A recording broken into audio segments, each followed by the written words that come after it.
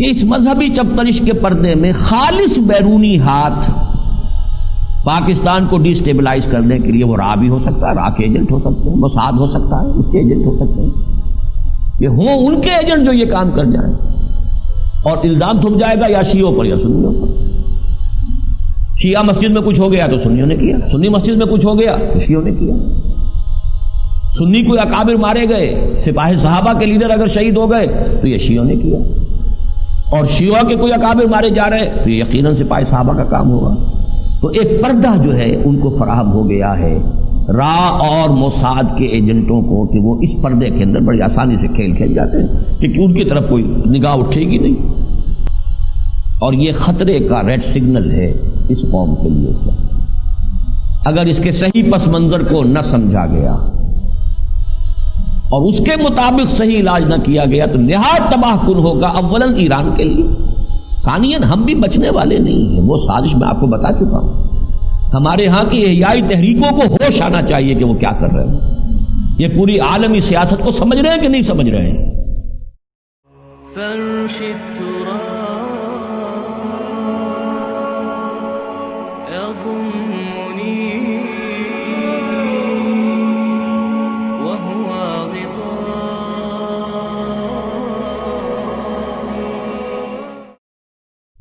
ان کی دی ہوئی معلومات تھی یہ، اور ان کے ایک صاحب جن سے میری ملاقات ہوئی، ان کا کہ ہم خلیج کی جنگ 1 سال پہلے بتا چکے تھے کہ یہ نقشہ اس کا ہوگا اور یہ آ رہا ہے، کیونکہ وہاں کوئی معاملہ ایسے نہیں ہو جاتا، بڑی اس کی پلاننگ ہوتی ہے، اس کا نقشہ بنتا ہے۔ بہرحال انہی حضرات کے ذریعے سے یہ بات جو معلوم ہوئی تھی وہ اسلم بیگ صاحب نے کہہ دی تھی، وہ ملک کے اندر بھی بیچارے جو ہیں وہ برے بنے۔ اس وقت تو کم سے کم یہ کہ ان کی بات کو جو ہے بہت ہی سمجھا گیا کہ کوئی کسی دیوانے کی مجذوب کی بڑھ ہے، لیکن بات صحیح ہے، اور ان کا تھا نیکسٹ ٹارگٹ عراق کے بعد ایران ہوگا اور اس کے بعد پاکستان ہوگا۔ یاد ہے یہ بیانات؟ تو دوسرا قدم سر پر آ چکا ہے، ایران ٹارگٹ نمبر 1 بن چکا ہے۔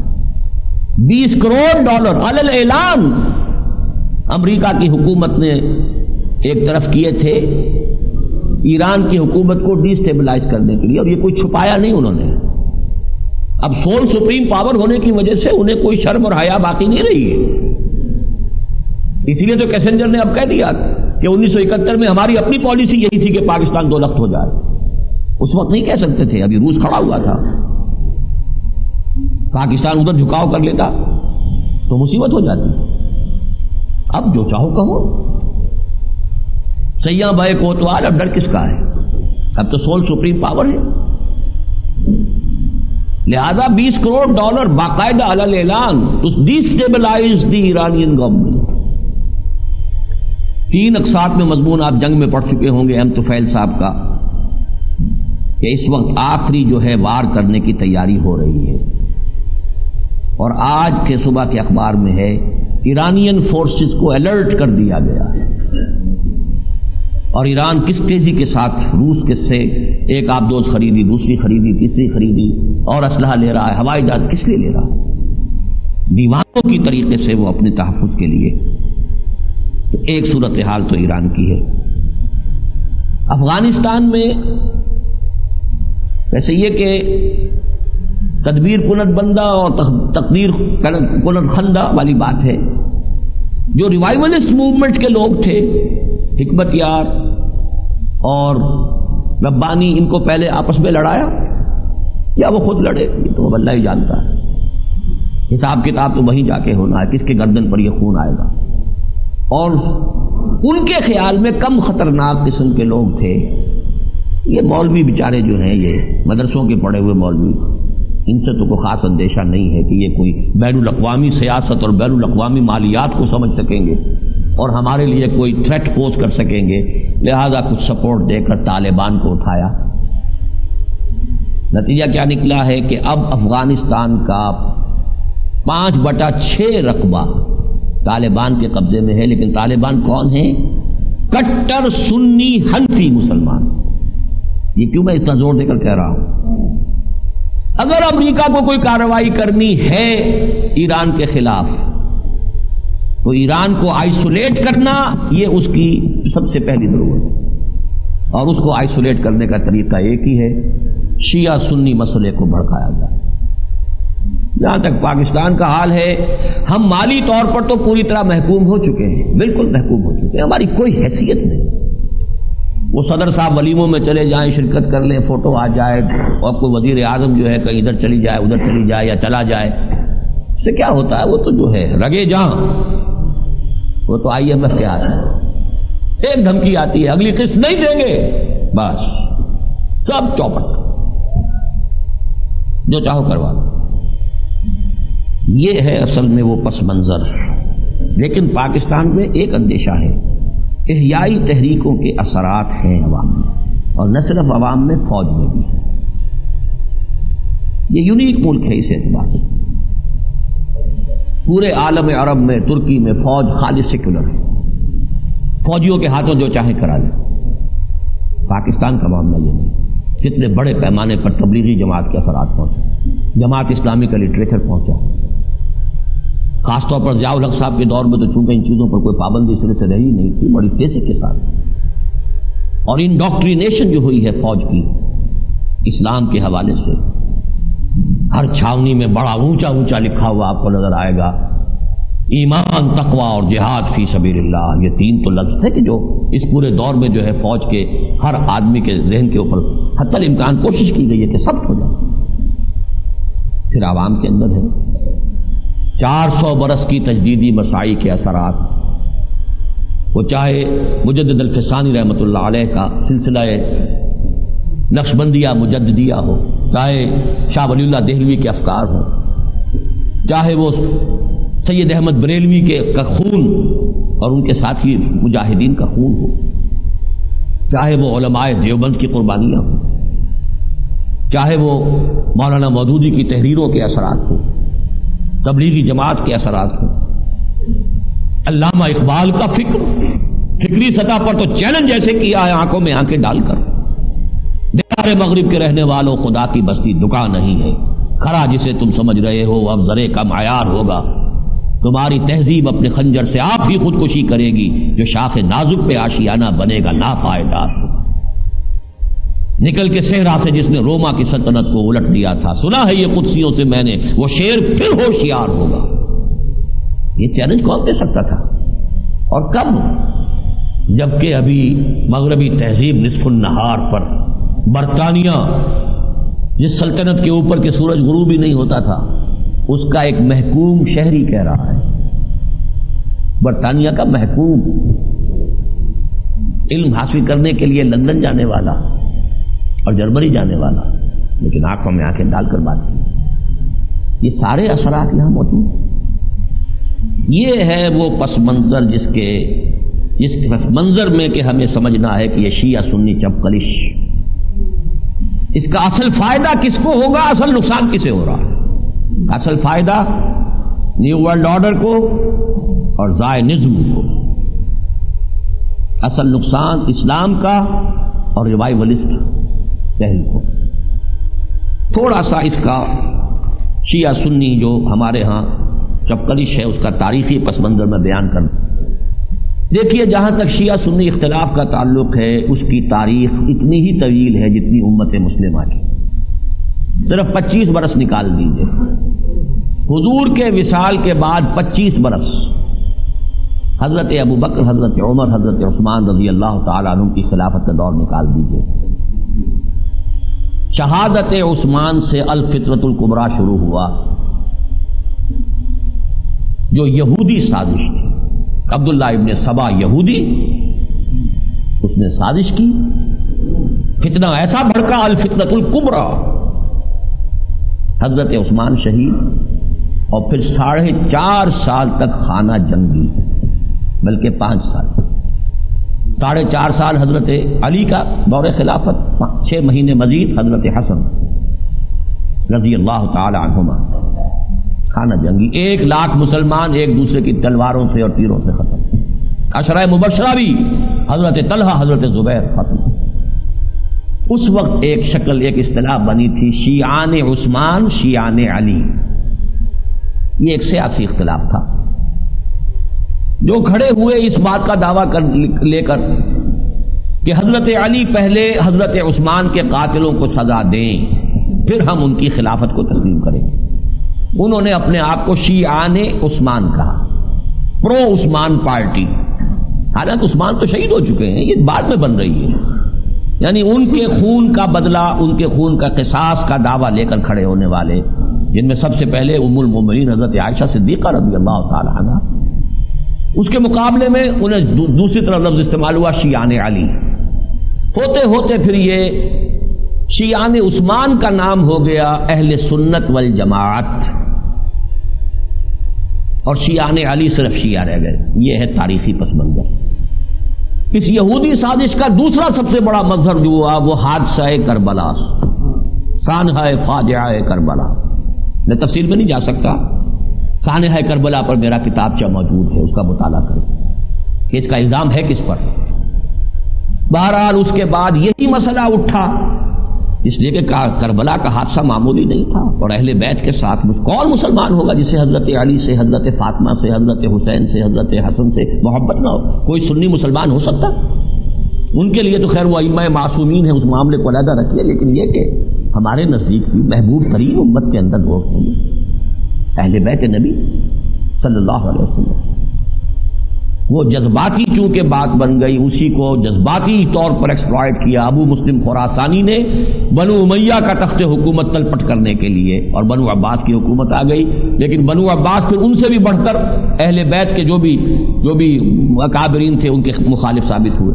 یہ تاریخ ہے، پس منظر ہے اس کی۔ جھگڑا جو ہے اس وقت تک اس کے اندر مذہبی عقائد کا کوئی سوال نہیں تھا، یہ تصور امامت معصومہ یہ بات کی شے۔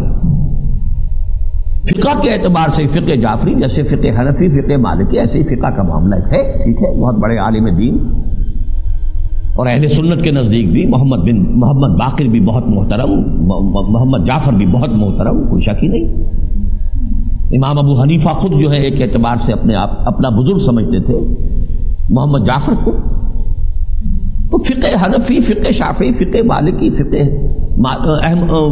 حنبلی اور فقہ جعفری کوئی فرق نہیں پڑتا، لیکن یہ جو امامت معصومہ کا کانسیپٹ، اور پھر صرف اہل بیت ہی سے آنے والی روایات کو تسلیم کرنا، بقیہ صحابہ کی روایات ہی کو تسلیم نہ کرنا، اور یہ جو پھر اس کے بعد شکل بنی ہے کہ پہلی 3 خلافتوں کو غاصبانہ کرا، یہ بات کی پیداوار ہے۔ ابتدا یہ تھی جو میں نے آپ کو بتا دی۔ اب ذرا آ جائیے ہندوستان کی سرزمین جس کا ایک حصہ یہ پاکستان بھی رہا ہے، اس میں جو مسلمانوں کا دور ہے اس کی تاریخ معین کرنا بہت مشکل ہے۔ کب سے شروع کریں؟ محمد ابن قاسم سے شروع کریں، یا محمود غزنوی سے، یا محمد غوری سے؟ لیکن اگر ایک پیمانہ اپنا آپ نے کہ دہلی میں حکومت قائم ہوئی 1206 میں، اور جیسی بھی تھی وہ نام نہاد حکومت تھی، ختم ہوئی 1857 میں۔ 650 برس جو دلی میں مسلمانوں کی حکومت رہی ہے، اس میں سے 350 برس ہوئے ہیں جن میں شیعیت کا اس ملک میں نام و نشان بھی نہیں تھا۔ خالص حنفی، خالص سنی، صوفیہ کے سلاسل، چشتی سلسلہ، سہروردی سلسلہ، یہ تھا اپنی جگہ تھے۔